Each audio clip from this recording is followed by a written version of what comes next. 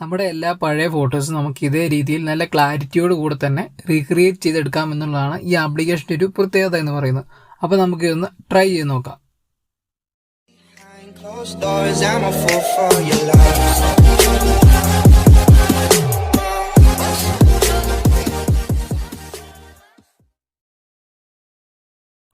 Hello guys, it's me Glins. Welcome back to Cashie.com.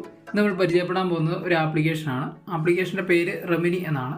ആപ്ലിക്കേഷൻ്റെ speciality എന്ന് പറയുന്നത് നമ്മുടെ എത്ര പഴയ ഫോട്ടോസ് ആണെങ്കിലും അത് നല്ല ക്വാളിറ്റിയോട് കൂടെ തന്നെ വീണ്ടും റീക്രിയേറ്റ് ചെയ്തെടുക്കാം എന്നുള്ളതാണ്. ആപ്ലിക്കേഷൻ്റെ ലിങ്ക് ഞാൻ താഴെ ഡിസ്ക്രിപ്ഷൻ ബോക്സിൽ കൊടുത്തിട്ടുണ്ട്. ഇനി നമുക്ക് ആപ്ലിക്കേഷൻ ഒന്ന് ഓപ്പൺ ചെയ്ത് നോക്കാം. ആപ്പ് ഓപ്പൺ ചെയ്യുമ്പോൾ അതിൻ്റെ ഇൻ്റർഫേസ് ഇങ്ങനെയാണ്. ഇവിടെ ആദ്യം കാണുന്ന എൻഹാൻസ് എന്ന ഓപ്ഷനാണ് നമ്മൾ ഫോട്ടോ റീക്രിയേഷന് വേണ്ടി ഉപയോഗിക്കുന്നത്. അതിനായി ആ ഓപ്ഷനിലൊന്ന് ക്ലിക്ക് ചെയ്യുക. അതിനുശേഷം നമുക്ക് എഡിറ്റ് ചെയ്യേണ്ട ഫോട്ടോ നമുക്ക് സെലക്ട് ചെയ്യാം. അതിനുശേഷം ആ ടിക്ക് മാർക്ക് കൊടുക്കുക. മറ്റൊരു കാര്യം, ഈ ആപ്പ് മൊബൈൽ ഡാറ്റ ഓൺ ആണെങ്കിൽ മാത്രമേ വർക്ക് ചെയ്യുകയുള്ളൂ എന്നുള്ള ഒരു കാര്യമാണ്.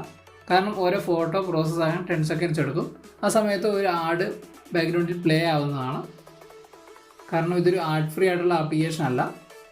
10 സെക്കൻഡ്സിന് ശേഷം നമുക്ക് ആഡ് ക്ലോസ് ചെയ്യാവുന്നതാണ്. മൊബൈൽ ഡാറ്റ നല്ല സ്പീഡാണെങ്കിൽ ഫോട്ടോ നമുക്ക് നല്ല സ്പീഡായിട്ട് പ്രോസസ്സായി കിട്ടുന്നതായിരിക്കും. ഫോട്ടോ റെഡിയായി കഴിഞ്ഞാൽ ഉടനെ അത് ഓപ്പണായി വരുന്നതാണ്.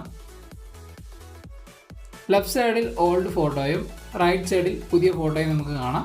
നടുവിലുള്ള ലൈൻ നമുക്ക് അഡ്ജസ്റ്റ് ചെയ്ത് രണ്ട് ഫോട്ടോയും തമ്മിലുള്ള ഡിഫറൻസ് ചെക്ക് ചെയ്യാൻ സാധിക്കുന്നതാണ്.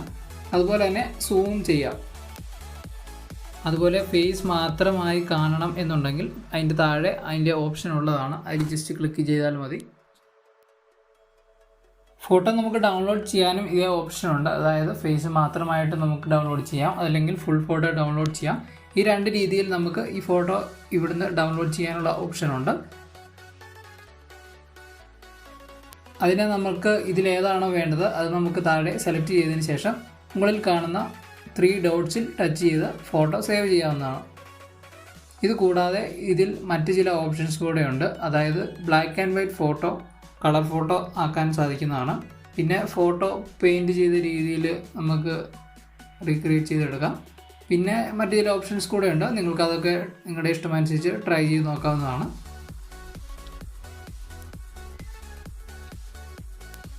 എല്ലാവർക്കും ഈ വീഡിയോ ഉപകാരപ്രദമായെന്ന് വിശ്വസിക്കുന്നു. വീഡിയോ ഇഷ്ടമായെങ്കിൽ തീർച്ചയായും ലൈക്ക് ചെയ്യുക. അതുപോലെ തന്നെ മറ്റുള്ളവരിലേക്ക് ഇതൊന്ന് ഷെയർ ചെയ്യുക.